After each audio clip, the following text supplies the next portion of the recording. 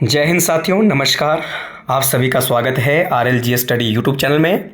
आज की वीडियो में हम लेकर आए हैं मॉक टेस्ट, और इस मॉक टेस्ट के माध्यम से हम जो प्रीवियस जो क्वेश्चंस है उनको सॉल्व करेंगे। ये जो क्वेश्चंस है आने वाले एग्ज़ाम के लिए, फॉर एग्जांपल जैसे Himachal Pradesh TGT, JBD, TET and commission plus important of the all competitive exam के लिए काफ़ी ज़्यादा वैल्यूएबल रहने वाले हैं। तो लगातार बने रहिए हमारे चैनल के साथ। इन क्वेश्चंस के माध्यम से हम अलग जो आपके अदर प्रकार के जितने भी फैक्ट और कॉन्सेप्ट हैं उन सभी तमाम चीज़ों को लेकर के डिस्कस करेंगे। तो चलिए दोस्तों, बढ़ते हैं आगे। हिमाचल प्रदेश और ऑल कॉम्पिटिटिव एग्जाम से संबंधित महत्वपूर्ण जो आपके एग्जाम है उसको लेकर के जो क्वेश्चंस है वो कौन कौन से क्वेश्चंस है जो आज के एग्जाम के अंदर पूछे गए हैं, और हम जो है इसके माध्यम से और चीज़ों के बारे में भी यहाँ पर विस्तार से चर्चा करेंगे। तो चलिए क्वेश्चन नंबर फर्स्ट। तो क्वेश्चन नंबर फर्स्ट की अगर बात करें तो इसमें क्वेश्चन पूछा गया है दोस्तों, क्वेश्चन नंबर 1 में कि हिमाचल प्रदेश को पूर्ण राज्य का दर्जा कब मिला। पहली बात तो ये है कि दोस्तों हिमाचल प्रदेश के साथ साथ हिमाचल जी के हिस्ट्री, पॉलिटिकल साइंस, ज्योग्राफी और इसमें अलग अलग प्रकार के आपके जो है विभिन्न सब्जेक्ट्स के आपके जो है सब्जेक्ट के क्वेश्चंस रहेंगे जिनको हम इस मॉक टेस्ट के माध्यम से सॉल्व करेंगे। तो फर्स्ट क्वेश्चन क्या है कि हिमाचल प्रदेश को पूर्ण राज्य का दर्जा कब मिला। तो पहला ऑप्शन है 15 अप्रैल 1948। इस टाइम जो है दोस्तों हिमाचल प्रदेश बनकर तैयार हुआ था। इस समय हिमाचल प्रदेश का क्या हुआ था, गठन हुआ था। ठीक है, तो हिमाचल प्रदेश का गठन कब हुआ था, 15 अप्रैल 1948। जबकि पूछा क्या है पूर्ण राज्य का दर्जा 1 नवंबर 1956 को कोई महत्वपूर्ण घटना नहीं हुई थी, क्योंकि 1 नवंबर 1966 को हिमाचल प्रदेश विशाल बना था। आप यहाँ पर ये कह सकते हैं 25 जनवरी 1971 इज करेक्ट आंसर। इसका जो सही जवाब होगा 25 जनवरी 1971 को हिमाचल प्रदेश को पूर्ण राज्य का दर्जा मिला था। और 18 दिसंबर 1972 को अगर हम बात करें तो 18 दिसंबर 1972 को नहीं बल्कि 1 सितंबर 1972 को हिमाचल प्रदेश का पुनर्गठन हुआ था, और कांगड़ा को काट करके हमीरपुर और ऊना जो ज़िले हैं उनको गठित किया गया था, जो कि क्रमशः 11वां और 12वें ज़िले बने थे। तो ये हमने फर्स्ट क्वेश्चन के बारे में बात करी। सेकंड क्वेश्चन की अगर बात करें तो सेकंड क्वेश्चन इसमें दिया गया है हिमाचल प्रदेश के पहले मुख्यमंत्री कौन थे या कौन बना। तो डॉक्टर यशवंत सिंह परमार हिमाचल प्रदेश के पहले मुख्यमंत्री बनते जिन्होंने 24 मार्च 1952 को जो है यह आपका CM के रूप में शपथ ली थी। तो ध्यान रखना 24 मार्च 1952 को हिमाचल प्रदेश के पहले मुख्यमंत्री कौन बनते हैं, डॉक्टर यशवंत सिंह परमार। ठीक है, और शांता कुमार की अगर बात करें दोस्तों तो ये पहले गैर कांग्रेसी मुख्यमंत्री थे, यानी भारतीय जनता पार्टी के पहले जो आपके CM थे कौन थे, शांता कुमार। ठीक है, वीरभद्र सिंह की बात करें तो लगभग 6 बार सर्वाधिक बार मुख्यमंत्री बनने वाले पहले जो मुख्यमंत्री थे वो राजा वीरभद्र सिंह थे, और ये पहली बार 1983 से लेकर 1985 तक जो है मुख्यमंत्री रहे थे। प्रेम कुमार धूमल की अगर बात करें तो ये 2 बार हिमाचल प्रदेश के मुख्यमंत्री बने थे, तो ये भी आपने बात ध्यान रख लेने हैं। और वर्तमान में इनके जो सुपुत्र है अनुराग ठाकुर, ये वर्तमान में आपके जो है भारत सरकार के अंदर अधीन जो है खेल मंत्री के पद पर आपका जो है नियुक्त है। तो ये आपने ध्यान रख लेना। हिमाचल प्रदेश के पहले जो मुख्यमंत्री हैं वो कौन बनते, डॉक्टर यशवंत सिंह परमार, और पहले गैर कांग्रेसी मुख्यमंत्री कौन थे, शांता कुमार, और सर्वाधिक बार जो आपके मुख्यमंत्री बने थे राजा वीरभद्र सिंह, और प्रेम कुमार धूमल जो है लगभग 2 बार जो है हिमाचल प्रदेश के मुख्यमंत्री रहे। इसके अलावा क्वेश्चन नंबर 3 की अगर बात करें दोस्तों तो क्वेश्चन नंबर 3 में पूछा गया है कि हिमाचल प्रदेश में सेब की खेती, यानी हिमाचल प्रदेश को जो है वो आपका आपका जो है सेबों का घर भी कहा जाता है। ठीक है, एप्पल स्टेट भी कहते हैं। तो सेब की खेती हिमाचल प्रदेश में पहली बार किसने की थी, तो वास्तविक रूप से सेब की खेती 1918 में हिमाचल प्रदेश में हुई थी, और इसको करने का जो श्रेय जाता है सैमुअल इवान स्टोक्स। ठीक है, सैमुअल इवान स्टोक्स, तो ये आपने बात ध्यान रख लेनी है। ठीक है, सत्यानंद स्टोक्स भी बोल सकते हैं या सैमुअल इवान स्टोक्स भी बोल सकते हैं। राजा कहरी सिंह के बारे में अगर बात करें तो राजा जो कहरी सिंह थे ये बुशेर रियासत के प्रमुख राजा थे, जिन्हें छत्रपति या अजानुबाहु के नाम से जाना जाता था, और इन्होंने ही जो है बुशेर में लगने वाला जो आपका लबी मेला है वो शुरू करवाया था, जो हिमाचल प्रदेश का सबसे पुराना व्यापारिक मेला है। ठाकुर रामलाल हिमाचल प्रदेश के दूसरे नंबर के मुख्यमंत्री थे, जो आपका एकमात्र ये ऐसे हिमाचली थे जो मुख्यमंत्री पद और राज्यपाल रहने वाले दोनों पदों पर जो है आपके रहे। ये हिमाचल प्रदेश के मुख्यमंत्री बनते हैं और आंध्र प्रदेश के राज्यपाल बनते हैं, जहां पर इन्होंने आंध्र प्रदेश में जाकर के राज्यपाल के रूप में एनटी रामाराव की सरकार को भंग किया था। तो ये भी आपने बात ध्यान रख लेना है, ठीक है। इसका जो सही आंसर होगा सैमुअल इवान स्टोक्स। क्लियर, तो ये हो गया इसका सही आंसर। और वास्तविक रूप से सेब की खेती आपका जो है 1918 में आपकी जो है हुई थी हिमाचल प्रदेश के अंदर। इसके अलावा आप मुझे कमेंट बॉक्स में ज़रूर बताइएगा कि हिमाचल प्रदेश में आलू की खेती करने का श्रेय किसको जाता है। पहली बार आलू की जो खेती है हिमाचल प्रदेश में किसने करवाई, और सबसे ज़्यादा आलू उत्पादन हिमाचल प्रदेश में शिमला के बाद कहाँ पर होता है, ठीक है। तो ये आपने मुझे कमेंट बॉक्स में ज़रूर बताना है।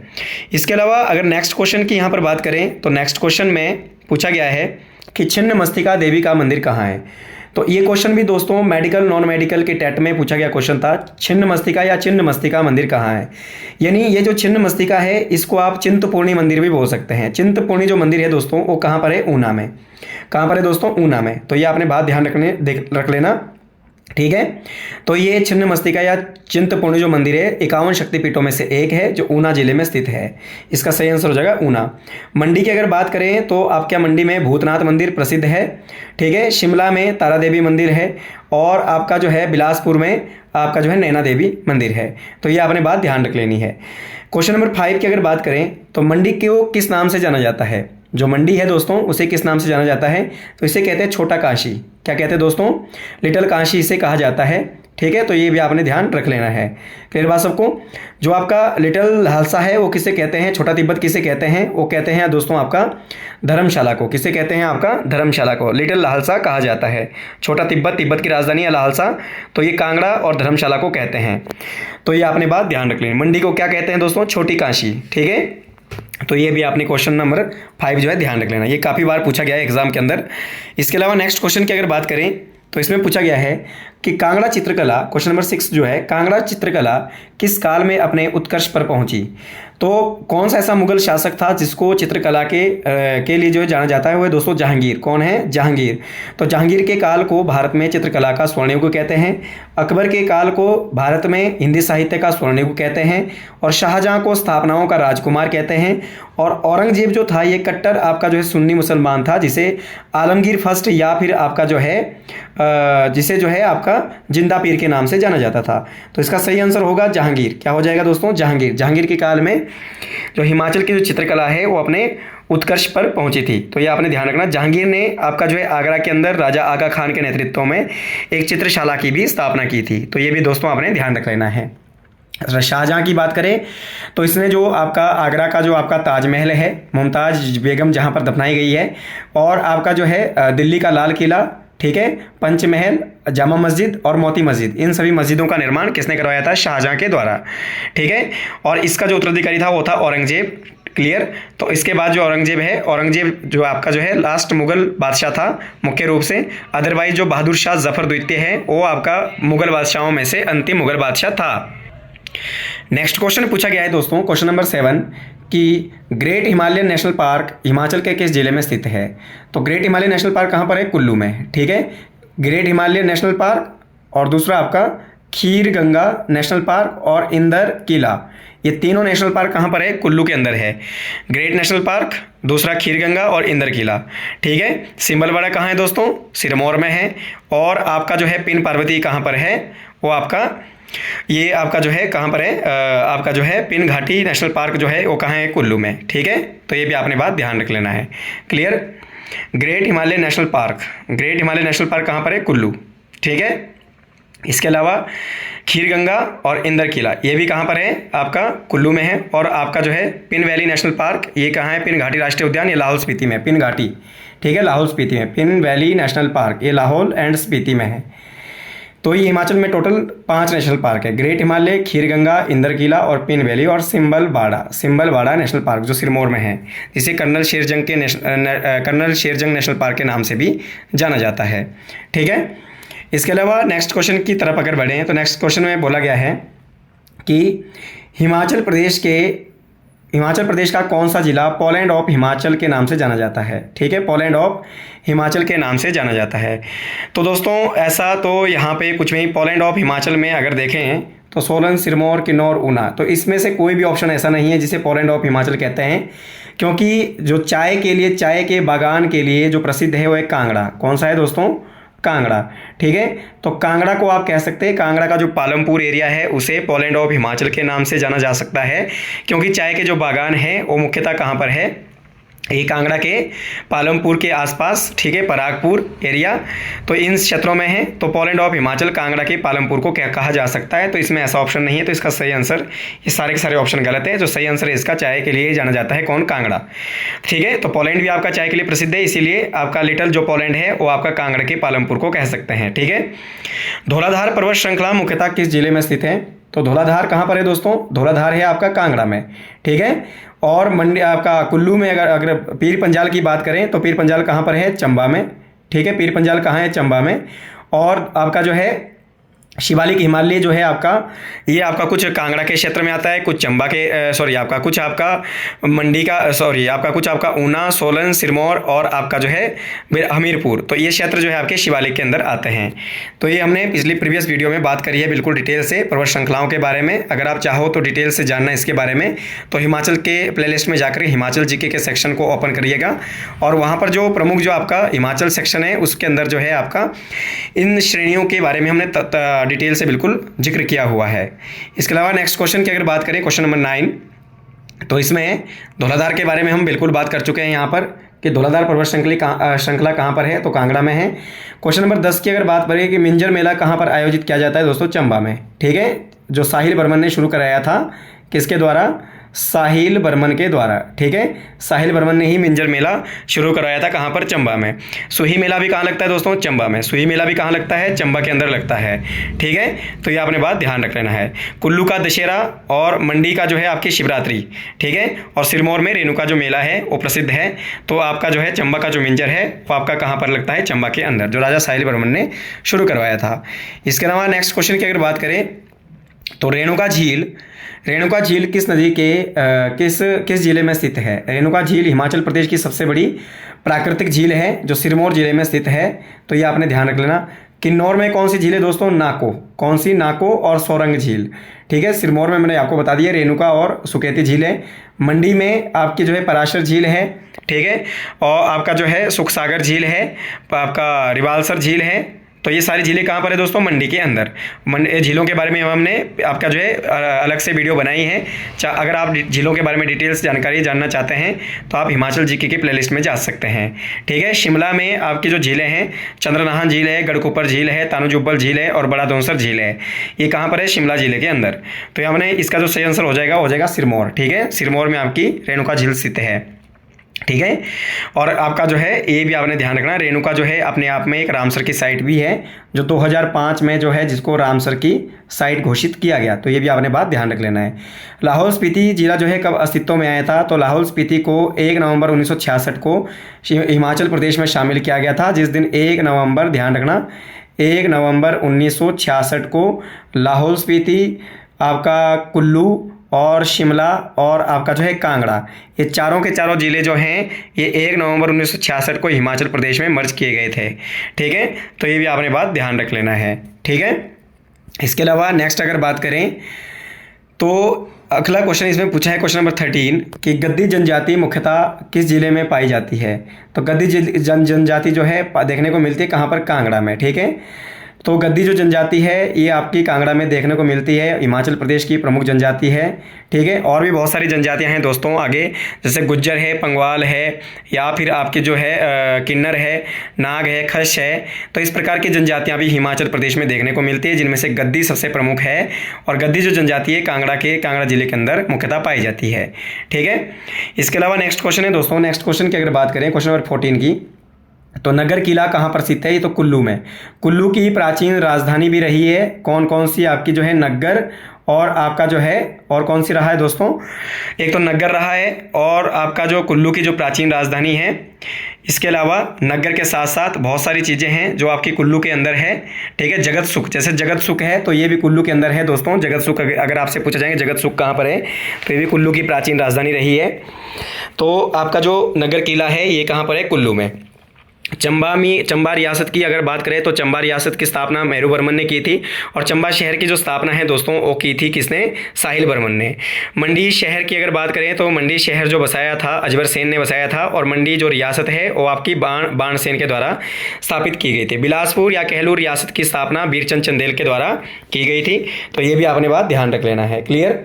और कुल्लू की अगर बात करें कुल्लू रियासत की स्थापना तो बिहंग मणिपाल के द्वारा की गई थी। क्लियर। तो इसी के साथ आगे बढ़ते हैं क्वेश्चन नंबर आपका 15। क्वेश्चन नंबर 15 की अगर बात करें, हाटू पीक, ये बहुत बारी क्वेश्चन में पूछा गया है दोस्तों, एग्जाम में पूछा गया कि हाटू पीक हिमाचल प्रदेश के किस जिले में स्थित है? तो शिमला में।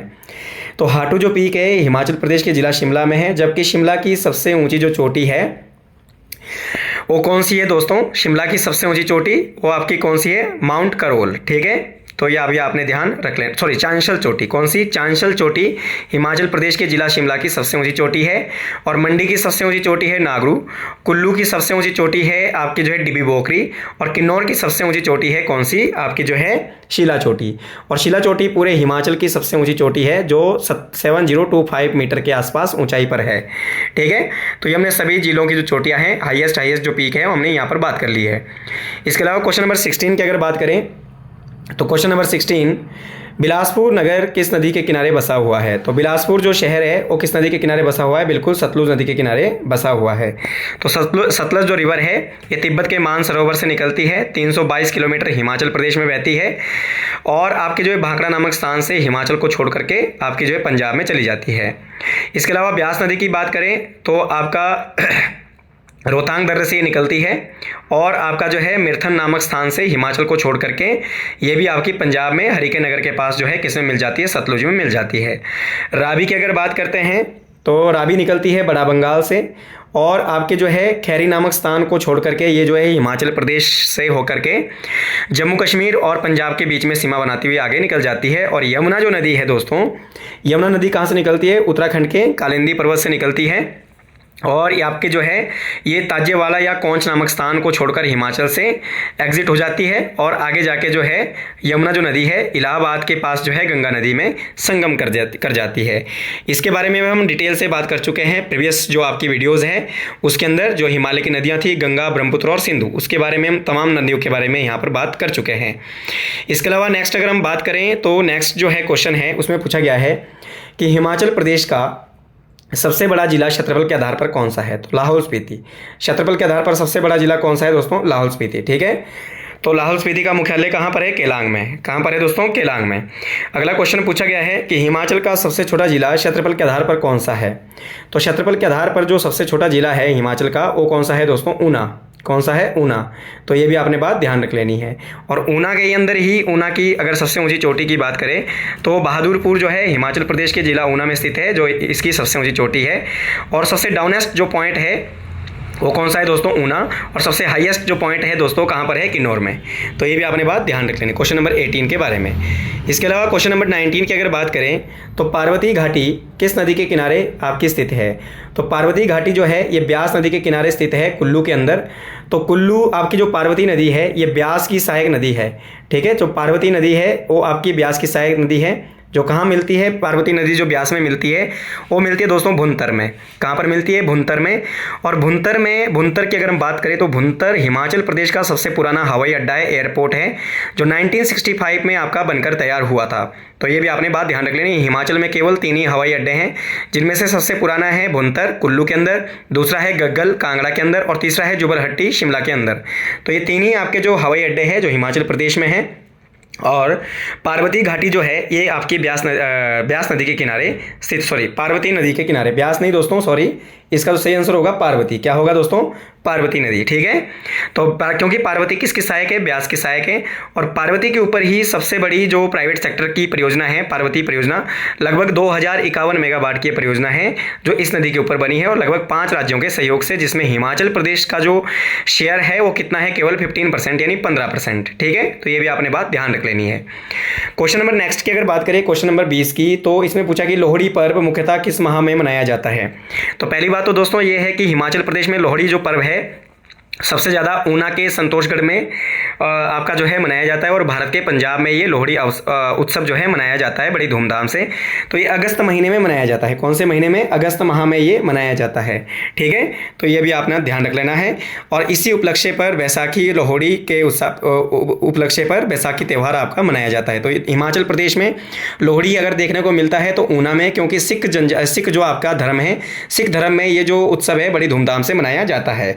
और हिमाचल प्रदेश में सिख जनसंख्या सर्वाधिक कहाँ पर निवास करती है? ऊना में। और दूसरे नंबर पे आपके सिरमौर में। ठीक है, दूसरे नंबर पे सिरमौर में। क्लियर? इसके अलावा नेक्स्ट क्वेश्चन की अगर बात करें तो नेक्स्ट क्वेश्चन में पॉलिटिकल साइंस का सेक्शन है दोस्तों, कि संविधान सभा की स्थापना कब हुई थी, यानी संविधान सभा का गठन कब हुआ था। पहली बात तो ये कि संविधान सभा का गठन आपका जो है 1946 में हुआ था, क्योंकि 1946 में जो कैबिनेट मिशन है वो आपका कैबिनेट मिशन भारत आया था। और कैबिनेट मिशन 1946 में जब भारत आया था तो इसी की अनुशंसा पर जो है भारत में एक संविधान सभा का गठन किया गया था, जिसके कुल सदस्यों की संख्या 389 निश्चित की गई थी। और इसी तरीके से संविधान सभा जो है, संविधान सभा के द्वारा 26 जनवरी 1950 को संविधान बनाकर जो है संविधान को पूर्ण रूप से लागू किया गया था। और 26 नवंबर 1949 को आपका जो संविधान है वो बनकर बिल्कुल तैयार हुआ था। तो ये भी आपने बात ध्यान रख लेना है।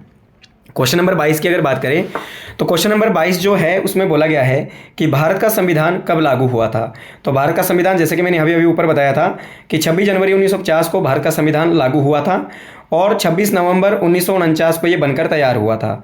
बनकर तैयार कब, रेडी कब हुआ था? 49 में। और लागू कब हुआ था? 1950 में। तो ये भी आपने बात ध्यान रख लेना है। और संविधान सभा का गठन कब हुआ था? जुलाई 1946 में। तो ये भी आपने बात ध्यान रख लेना है। ठीक है, संविधान सभा की पहली बैठक कब होती है दोस्तों? 9 दिसंबर 1946 को। दूसरी बैठक कब होती है? 11 दिसंबर 1946 को। संविधान सभा में उद्देश्य प्रस्ताव किसने प्रस्तुत किए थे? पंडित जवाहरलाल नेहरू ने। और कब किए थे? 13 दिसंबर सन 1946 को, जो कि आज हमारी प्रस्तावना के रूप में आपके संकलित है संविधान के अंदर। और संविधान सभा की अंतिम बैठक हुई थी 24 जनवरी 1950 को। ठीक है, 24 जनवरी 1950 को, जिसमें कि 284 लोगों ने भाग लिया था। और इस तरीके से संविधान सभा के 284 लोगों ने अंतिम रूप से संविधान के ऊपर हस्ताक्षर किया था। तो ये भी आपने बात ध्यान रख लेनी है। नेक्स्ट क्वेश्चन की अगर हम बात करें तो नेक्स्ट क्वेश्चन जो है इसमें क्वेश्चन नंबर 23 में बोला गया है, इंडिया भारत अर्थात इंडिया राज्यों का संघ होगा, ये किस अनुच्छेद में लिखा गया है? तो अनुच्छेद नंबर 1 में कहा गया है India is a union. India is a union. ठीक है, भारत एक संघ है। ठीक है, यानी राज्यों का एक संघ होगा। तो ये भी आपने बात ध्यान रख लेना। अनुच्छेद 2 में क्या बोला गया है दोस्तों? भारत की संसद किसी भी विदेशी क्षेत्र को भारत में शामिल कर सकती है। ठीक है, अगर भारत को किसी भी भारत के अंदर किसी भी विदेशी क्षेत्र को जोड़ना है तो अनुच्छेद 2 का प्रयोग किया जाता है। फॉर एग्जाम्पल जैसे सिक्किम, 24 परगना जिला, गोवा, दमन और दीव। तो ये जो सारे क्षेत्र है ये पहले आपका जो है भारत के हिस्से में नहीं थे, तो ये जो है आपका विदेशी क्षेत्रों से लिया गए हैं। तो इसी कारण से अनुच्छेद 2 का प्रयोग करते हुए संविधान में किसी भी विदेशी क्षेत्र को जोड़ा जा सकता है। अनुच्छेद नंबर 3 की अगर बात करें दोस्तों तो अनुच्छेद नंबर 3 में भारत के किसी भी राज्य को आपका जो है उसका नाम, सीमा और उसके क्षेत्रफल में परिवर्तन किया जा सकता है। और अनुच्छेद नंबर 4 में आपका क्या बोला गया है कि जब संसद 2 और 3 का प्रयोग करेगी, यानी किसी विदेशी क्षेत्र को शामिल करेगी या भारतीय राज्य को तोड़ेगी, तो ऐसी स्थिति में संविधान में संशोधन करने की आवश्यकता नहीं है, क्योंकि इस प्रकार के जो आपके जो संशोधन, इस प्रकार के जो परिवर्तन है वो साधारण बहुमत से किए जाते हैं। इसमें किसी प्रकार की कोई विशेष जो है बहुमत की आवश्यकता नहीं होती। तो इसीलिए क्या है आपका, क्योंकि ये अनुच्छेद जो 2 और 3 है वो आपके आर्टिकल 368 के रेंज से बाहर आपके रखे गए हैं, इसलिए इसमें विशेष बहुमत की आवश्यकता नहीं होती। इन प्रावधानों को जो है साधारण बहुमत से परिवर्तित किया जा सकता है। तो ये था क्वेश्चन नंबर 23। क्वेश्चन नंबर 24 की अगर बात करें तो इसमें राष्ट्रपति अपना इस्तीफा किसको देते हैं? तो राष्ट्रपति अपना जो त्यागपत्र है किसको देता है दोस्तों? आपका जो है किसको देता है? उपराष्ट्रपति को। तो ठीक है, तो राष्ट्रपति अपना इस्तीफा किसको देता है? उपराष्ट्रपति को। परंतु जैसे वर्तमान में हालत है कि वर्तमान में अभी जो हमारे हाल ही में भारत के जो राष्ट्रपति थे श्री जगदीप धनखड़, उनके द्वारा इस्तीफा दिया गया है राष्ट्रपति के लिए। ठीक है, उपराष्ट्रपति किसको देता है इस्तीफा? राष्ट्रपति को। राष्ट्रपति किसको देता है? उपराष्ट्रपति को। परंतु यदि उपराष्ट्रपति अपने पद पर नहीं है, यानी उपराष्ट्रपति का पद यदि खाली है, तो ऐसी स्थिति में राष्ट्रपति अपना इस्तीफा किसको देता है? सुप्रीम कोर्ट के मुख्य न्यायाधीश को। सुप्रीम कोर्ट के मुख्य न्यायाधीश को, क्योंकि सुप्रीम कोर्ट का जो मुख्य न्यायाधीश है वो किसकी नियुक्ति करता है दोस्तों? राष्ट्रपति की नियुक्ति करता है। हालांकि राष्ट्रपति का चुनाव होता है जो आपके निर्वाचक मंडल के द्वारा राष्ट्रपति का चुनाव किया जाता है। ठीक है, तो इसके बारे में भी हम डिटेल से बात कर चुके हैं पॉलिटिकल साइंस के सेक्शन में। जो राष्ट्रपति का जो टॉपिक है उसके बारे में हम तमाम चीज़ों के बारे में डिस्कस कर चुके हैं। क्लियर। तो राष्ट्रपति को अगर अपना रिजाइन करना है तो किसको करेगा, उपराष्ट्रपति को, और उपराष्ट्रपति किसको करेगा, राष्ट्रपति को। ठीक है, सुप्रीम कोर्ट का जज किसको करेगा, राष्ट्रपति को। प्रधानमंत्री किसको देगा दोस्तों, वो देगा राष्ट्रपति को। ठीक है, लोकसभा का अध्यक्ष किसको देगा, उपाध्यक्ष को, डिप्टी स्पीकर को। ठीक है, तो ये भी आपने बात ध्यान रख लेनी है। इसके अलावा नेक्स्ट क्वेश्चन की अगर बात करें 25 क्वेश्चन, तो इसमें भारत का राज्यपाल किसके द्वारा नियुक्त किया जाता है। ठीक है, भारत में एक राज्यपाल होगा। ये जो है आपका जो राष्ट्रपति जो होता है देश का, वही राज्यपाल की नियुक्ति करता है। ठीक है, राज्यपालों की नियुक्ति, राज्य के राज्यपालों की नियुक्ति कौन करता है, भारत का राष्ट्रपति करता है। परंतु राज्यपाल बनने के लिए कुछ शर्तें निश्चित की गई है। पहली बात तो जो व्यक्ति जिस राज्य का राज्यपाल बन रहा है वो उस राज्य का निवासी नहीं होना चाहिए। उसकी न्यूनतम आपकी जो आयु है वो कितनी होनी चाहिए, 35 वर्ष होनी चाहिए। और वो आपका जो है ना तो विधानसभा को विधानमंडल का सदस्य नहीं होना चाहिए। तो ये भी आपने बात ध्यान रख लेनी। तो इस प्रकार की जो शर्तें हैं राज्यपाल के लिए कुछ सुनिश्चित की गई है। प्रधानमंत्री की नियुक्ति कौन करता है दोस्तों, वो राष्ट्रपति करता है। मुख्यमंत्री की नियुक्ति कौन करता है, राज्यपाल करता है। और सर्वोच्च न्यायालय के न्यायाधीश की नियुक्ति कौन करता है, वो राष्ट्रपति करता है। तो ये भी आपने बात यहाँ पर ध्यान रख लेना है। क्वेश्चन नंबर 26 में क्या बोला गया है, मौलिक अधिकार संविधान के किस भाग में दिए गए, तो भाग नंबर 3 में। आर्टिकल नंबर 12 से लेके 35 तक जो आपके फंडामेंटल राइट है वो आपके दिए गए हैं भाग नंबर 3 में, आर्टिकल 12 से 35 तक। और इसको हमने कहाँ से लिए गए प्रावधान, यूएसए से लिए गए हैं दोस्तों। ठीक है, भाग नंबर 2 में क्या है, सिटीजनशिप यानी नागरिकता। और भाग नंबर 4 में क्या आता है दोस्तों, नीति निर्देशक सिद्धांत, DPSP, directive principle state of the policy, article number 36 से लेके 51 तक। और भाग नंबर 2 में नागरिकता, आर्टिकल नंबर 5 से लेके 11 तक, जो कि हमने ब्रिटेन के संविधान से प्रावधान लिया है नागरिकता का। इसका जो सही आंसर हो जाएगा ऑप्शन नंबर बी यानी भाग नंबर 3, यानी भाग नंबर 3 में मौलिक अधिकार को संकलित किया गया है। ठीक है, तो इसके अलावा क्वेश्चन नंबर 27 की अगर बात करें तो क्वेश्चन नंबर 27 में क्या बोला गया दोस्तों, भारतीय संविधान का जनक किसे कहा जाता है। तो भारतीय संविधान का जनक किसे कहते हैं, डॉक्टर भीमराव अंबेडकर को। ठीक है, ये भी दोस्तों संविधान सभा के सदस्य थे जो पश्चिम बंगाल से चुने गए थे। कहाँ से चुने गए थे, पश्चिम बंगाल से। और संविधान सभा में महिलाओं की कुल संख्या कितनी थी, 15। कितनी थी दोस्तों, 15। डॉक्टर राजेंद्र प्रसाद संविधान सभा के स्थायी अध्यक्ष थे। और सरदार जो पटेल देश के पहले उप प्रधानमंत्री बने थे दोस्तों, जिन्हें कि भारत का बिस्मार्क या लौह पुरुष के नाम से भी जाना जाता है। और साथ में रियासतों के एकीकरण में इनके द्वारा सबसे महत्वपूर्ण भूमिका निभाई गई थी। जवाहरलाल नेहरू की बात करें दोस्तों तो ये जो है संघ संविधान शक्ति या संघ आपकी जो है संघीय जो आपकी जो प्रांतीय जो संघ शक्ति या संघ संविधान शक्ति के समिति के अध्यक्ष थे। और देश के पहले प्रधानमंत्री थे कौन, पंडित जवाहरलाल नेहरू। तो ये भी आपने बात ध्यान रख लेनी है। इसका सही आंसर होगा ऑप्शन नंबर सी, यानी डॉक्टर भीमराव अंबेडकर संविधान के जनक कहा जाता है, father of the Indian constitution. Question number 28, Rajya Sabha के अधिकतम सदस्यों की संख्या कितनी हो सकती है। तो अधिकतम सदस्यों की संख्या कितनी हो सकती है दोस्तों, 250। कितनी हो सकती है, 250। ठीक है, वर्तमान में कितने हैं, 245 है। कितने प्रकार के हैं, 200 कितने सदस्य हैं वर्तमान में, 245। जिसमें से 233 सदस्य कैसे हैं, निर्वाचित, और 12 सदस्य कैसे होते हैं, मनोनीत, जिनको राष्ट्रपति मनोनीत करता है। ठीक है, तो ये भी आपने बात ध्यान रख लेनी है। Question number 28। ठीक है, राज्यसभा का कार्यकाल कितना होता है। तो राज्यसभा का कोई भी कार्यकाल नहीं होता दोस्तों, क्योंकि राज्यसभा एक स्थायी सदन है, ऐसा सदन है जो कभी भंग नहीं होता। परंतु राज्यसभा के सदस्यों का कार्यकाल कितना होता है, 6 वर्ष। और राज्यसभा के 1/3 सदस्यों को 2 वर्ष बाद जो है सेवानिवृत्त किया जाता है। तो ये भी आपने बात ध्यान रख लेना है। इसके बारे में हम राज्यसभा के टॉपिक में बिल्कुल डिटेल से बात कर चुके हैं। चाहो तो आप पॉलिटिकल साइंस के सेक्शन में बिल्कुल डिटेल से जानकारी प्राप्त कर सकते हैं। तो आई होप आपको वीडियो पसंद आई होगी। और अगर आपको वीडियो पसंद आई है तो आप चैनल को लाइक कर लीजिएगा, चैनल को सब्सक्राइब कर लीजिएगा और वीडियो को ज़्यादा से ज़्यादा शेयर जरूर कर लीजिएगा। इसी के साथ बढ़ते हैं आगे। क्वेश्चन नंबर 29 में क्या बोला है कि आपातकालीन प्रावधान संविधान के किस अनुच्छेद के तहत आपके किए गए हैं। तो आर्टिकल 352 से लेके 360 तक, 352, 356, 360। ठीक है, 352 में आता है राष्ट्रीय आपातकाल, 356 में राज्य में राष्ट्रपति शासन और 360 में वित्तीय आपातकाल। तो ये जो है दोस्तों आर्टिकल नंबर आपका जो है 52, 56 और 60। Option number A is correct answer. ठीक है, तो आपने ध्यान रखना आपका 368 के बारे में बात करें तो इसमें संशोधन प्रक्रिया आती है। ठीक है, अमेंडमेंट सिस्टम। ठीक है, कि किस प्रकार से संविधान में संशोधन किया जाता है और संविधान के में संशोधन करने की जो प्रक्रिया है वो क्या है, उसके बारे में हम जो है आपका आगे बात करेंगे। और ये संशोधन प्रक्रिया आर्टिकल नंबर 368 कहाँ से लिया गया है, दक्षिण अफ्रीका से, साउथ अफ्रीका से लिया गया है। अगला क्वेश्चन है क्वेश्चन नंबर 30 कि आपका 73वां संवैधानिक संशोधन किससे संबंधित था? तो 73वां संशोधन था आपका जो है पंचायती राज व्यवस्था 1992। ठीक है, 73वां संशोधन 1992 में हुआ था, जिसमें पंचायती राज व्यवस्था को संवैधानिक मान्यता दी गई थी और पंचायती राज व्यवस्था को जो है कार्य करने के लिए 29 विषय दिए गए थे और इसी संशोधन के तहत जो है संविधान में 11वीं जो अनुसूची है उसको शामिल किया गया था। ठीक है, न्यायपालिका के लिए आपका न्यायपालिका नहीं, आपका जो है नगर पालिका के लिए 74वां संशोधन हुआ था और उसको कार्य करने के लिए जो है आपका 18 विषय दिए गए हैं और साथ में जो है आपका उसको जो है आपका भाग 9 के ए में शामिल किया गया है। तो ये भी आपने बात ध्यान रख लेना है। ठीक है, इसके अलावा मौलिक अधिकार की अगर बात करें, मौलिक अधिकार कितने हैं? 6। चुनाव आयोग की बात करें आर्टिकल नंबर 324 में, न्यायपालिका जो है 214 और 324 के अंदर जो है आपका न्यायपालिका की व्यवस्था की गई है, supreme court and high court की व्यवस्था की गई है। तो ये था क्वेश्चन नंबर 30। क्वेश्चन नंबर 31 की अगर बात करें, हिस्ट्री का सेक्शन दोस्तों आ गया है। तो हिस्ट्री के सेक्शन में अगर हम देखें तो क्वेश्चन नंबर 31, सिंधु घाटी सभ्यता का मुख्य व्यवसाय क्या था? सिंधु घाटी सभ्यता का मुख्य व्यवसाय जो था वो था कृषि। कौन सा था दोस्तों? कृषि। हालांकि वो शिकार करते थे, उद्योग भी उनके लिए प्रमुख था, पशुपालन भी करते थे, परंतु व्यवसाय का आय का सबसे प्रमुख साधन क्या था? कृषि।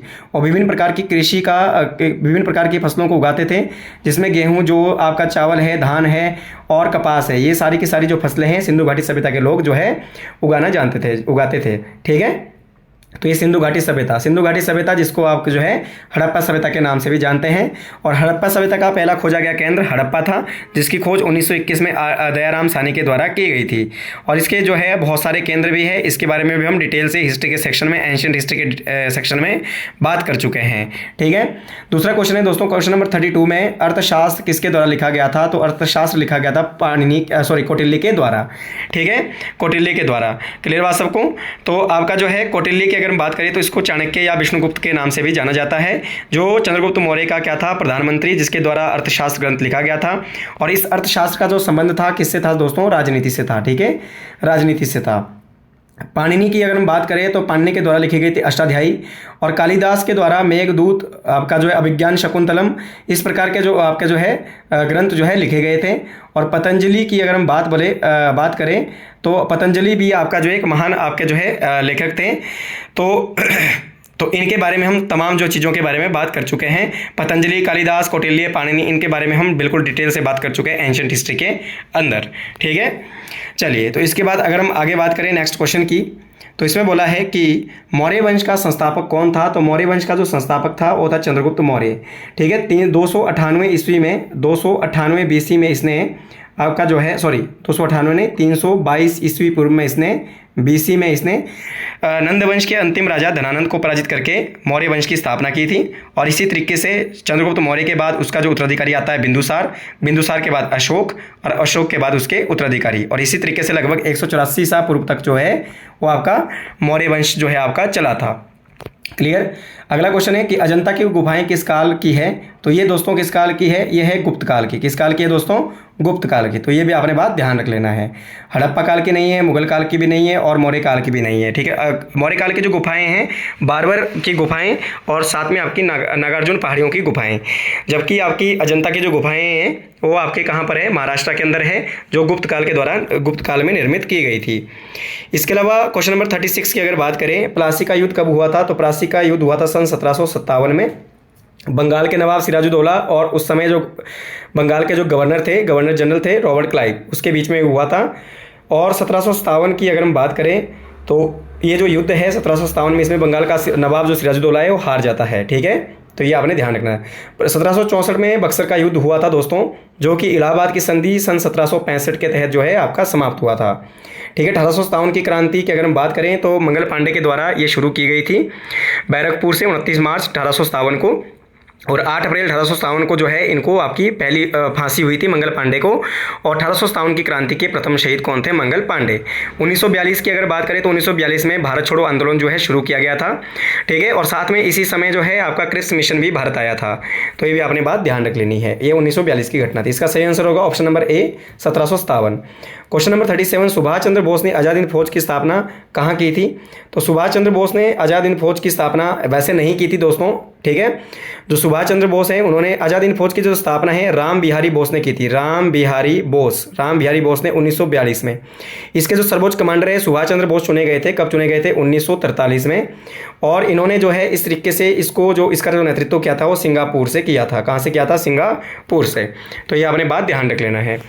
और जो नेताजी सुभाष चंद्र बोस थे उन्होंने कई सारे स्लोगन दिए हैं, जैसे तुम मुझे खून दो मैं तुम्हें आज़ादी दूंगा, दिल्ली चलो, जय हिंद, इस प्रकार के जो नारे हैं इस तरीके से उन्होंने आपके जो है नारे दिए थे। और सुभाष चंद्र बोस का जो संबंध था उड़ीसा जिले के जो कटक क्षेत्र है, कटक से ये बिलोंग करते थे। ठीक है, तो ये भी आपने बात ध्यान रखना है। इन्हीं के द्वारा 1939 में फॉरवर्ड ब्लॉक पार्टी का गठन किया गया था। और आपका जो है 1938 के कांग्रेस के हरिपुरा अधिवेशन में ये कांग्रेस के अध्यक्ष बने थे। कौन? सुभाष चंद्र बोस। इसके अलावा नेक्स्ट अगर बात करें इसमें, तो क्वेश्चन नंबर 38 में क्या बोला गया है कि महात्मा गांधी ने दांडी मार्च कब शुरू किया था? तो दांडी मार्च 12 मार्च सन 1930 को, 12 मार्च सन 1930 को दांडी मार्च शुरू किया गया था। 1929 में कांग्रेस का लाहौर अधिवेशन होता है पंडित जवाहरलाल नेहरू के नेतृत्व में, जिसमें कांग्रेस ने पूर्ण स्वराज की मांग की थी। और 1931 में पहला गोलमेज सम्मेलन हुआ था दोस्तों इंग्लैंड के लंदन में रैमजे मैकडोनाल्ड के नेतृत्व में। और 1932 में आपका जो है तीसरा गोलमेज सम्मेलन हुआ था, ये भी लंदन में हुआ था। और 1932 में ही सांप्रदायिक पंचायत की घोषणा और साथ में जो आपका पूना पैक्ट है वो भी आपका 1932 में ही हुआ था। तो ये भी आपने ध्यान रख लेना है। इसके अलावा अगर हम बात करें क्वेश्चन नंबर 39 की, तो इसमें बोला है कि साइमन कमीशन भारत कब आया? तो साइमन कमीशन भारत आया था 1928 में, जबकि नियुक्ति कब हुई थी साइमन कमीशन की? 1927 में। और भारत कब आया था? 1928 में, जिसके अध्यक्ष कौन थे? सर जॉन साइमन थे दोस्तों। और इसी का विरोध करते हुए लाला लाजपत राय की मृत्यु हो जाती है। और इनके द्वारा ही नारा दिया गया था, लाला लाजपत राय के द्वारा ही, साइमन कमीशन वापस जाओ। और लाला लाजपत राय को पंजाब केसरी के नाम से भी जाना जाता है। और लाला जी की मृत्यु का बदला लेने के लिए भगत सिंह के द्वारा सैंडर्स की हत्या की गई थी सन 1928 के अंदर ही। और इसी कारण से आपका जो है 1928 में, साथ में ही 1929 में भगत सिंह के द्वारा केंद्रीय असेंबली में बम गिराया गया था। और 1929 में केंद्रीय असेंबली में बम गिराते समय उन्होंने इंकलाब जिंदाबाद का नारा दिया था। और 1929 के द्वारा ही 1929 में ही भगत सिंह ने लाहौर जेल में 56 दिन की जो है आपकी भूख हड़ताल की थी। और इसी तरीके से उन्होंने अपने विचारधारा को आगे आपका जो है जेल के माध्यम से ही प्रसारित किया था। और 23 मार्च सन 1931 को आपका भगत सिंह, राजगुरु और सुखदेव को लाहौर जेल में ही फांसी हो गई थी। ठीक है। 1930 की अगर बात करें तो 1930 में 6 अप्रैल 1930 को सविनय अवज्ञा आंदोलन महात्मा गांधी ने शुरू किया था, दांडी से ही शुरू किया था दोस्तों। ठीक है। 5 अप्रैल 1930 को उन्होंने नमक बनाकर तैयार किया था, नमक कानून का उल्लंघन किया था। और आगे ही 6 अप्रैल 1930 को सविनय अवज्ञा आंदोलन आपका जो है वो आपका शुरू किया था। और 1931 जो है आपका 1931 को 5 मार्च 1931 को गांधी और लॉर्ड इरविन के बीच में समझौता होता है, जिसे इतिहास में गांधी इरविन समझौता कहा जाता है। और इस समझौते पर हस्ताक्षर करने के बाद ही सविनय अवज्ञा आंदोलन को स्थगित किया गया था। और गांधी जी दूसरे गोलमेज सम्मेलन में भाग लेने के लिए इंग्लैंड यानी लंदन चले जाते हैं। ठीक है। तो ये था आपका क्वेश्चन नंबर 39।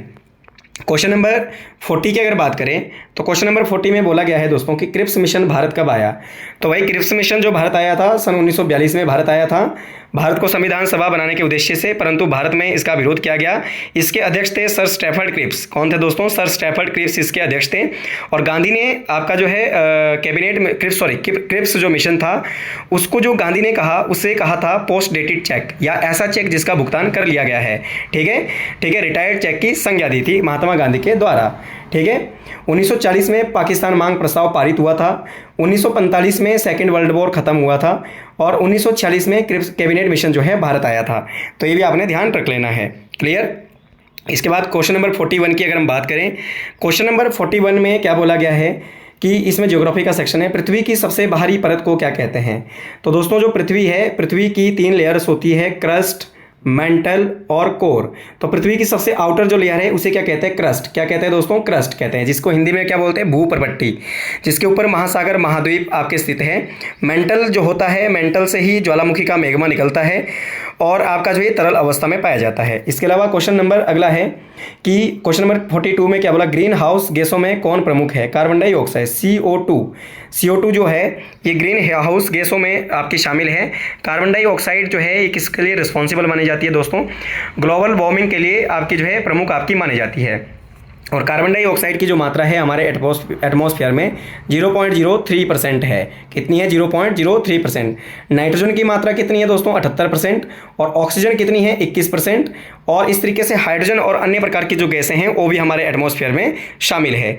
और ऑक्सीजन की अगर बात करें तो ऑक्सीजन जो है हमारे वायुमंडल में वो आपकी अप्रोक्स अगर पूछा जाए तो 20.98% है, जिसको हम कि आपका जो है 21% मान के चलते हैं। और ऑक्सीजन की जो मात्रा है हमारी जो क्रस्ट से लेके अगर हम एटमॉस्फेयर के आगे बात करें तो लगभग 65 किलोमीटर हाइट तक जो है वो देखने को मिलती है। ठीक है, वैसे तो इसमें 16 किलोमीटर ऊंचाई के बाद जो है कमी होना शुरू हो जाती है। और लगभग जो ऑक्सीजन की मात्रा है वो 65 किलोमीटर ऊंचाई तक आपकी स्थित है। ठीक है, कार्बन डाइऑक्साइड जो रिस्पॉन्सिबल मानी जाती है वो ग्लोबल वार्मिंग के लिए मानी जाती है। ठीक है, और लगातार कार्बन डाइऑक्साइड के बढ़ने के कारण ही आपका जो वैश्विक तापमान जो है वो लगातार बढ़ रहा है। ठीक है, तो ये था क्वेश्चन नंबर आपका 43 के बारे में अगर बात करें, क्वेश्चन नंबर 43, तो क्वेश्चन नंबर 43 आपका आगे आपका नहीं है। ठीक है, तो ये हमारे क्वेश्चन नंबर 42 जिसमें हमने क्वेश्चन नंबर 42 क्वेश्चन यहाँ पर सॉल्व किए दोस्तों। इसी प्रकार से आगे की जो हम बात करेंगे, आगे की जो आपकी जितनी भी इंपॉर्टेंट क्वेश्चंस है वो हम अगले जो मॉक टेस्ट में बात करेंगे। इस प्रकार के क्वेश्चन, यही सारे के सारे क्वेश्चन दोस्तों ऐसे क्वेश्चन हैं जो किसी ना किसी एग्जाम में क्या है आपके प्रीवियस पूछे गए क्वेश्चन है। तो इसको हमने जो है चारों ऑप्शन इसके सॉल्व किए हैं। हर प्रकार के जो क्वेश्चन है हमने हर प्रकार के जो ऑप्शन हैं वो हमने इसको सॉल्यूशन किया है उसका। तो इस प्रकार की लगातार वीडियो देखने के लिए आप बने रहिए हमारे चैनल के साथ और लगातार जो है वीडियो को देखते रहिए। और क्योंकि ये जो वीडियो है दोस्तों, क्योंकि इस प्रकार के जो क्वेश्चन है आने वाले एग्जाम के लिए आपको काफ़ी ज़्यादा वैल्यूबल और आपके हेल्पफुल होने वाले हैं। इसी के साथ अगर आपने चैनल को लाइक नहीं किया है, सब्सक्राइब नहीं किया है, तो चैनल को लाइक कर लीजिएगा, सब्सक्राइब कर लीजिएगा और इसी तरीके से बने रहिए हमारे चैनल के साथ। इसी के साथ जय हिंद, जय भारत, जय हिमाचल।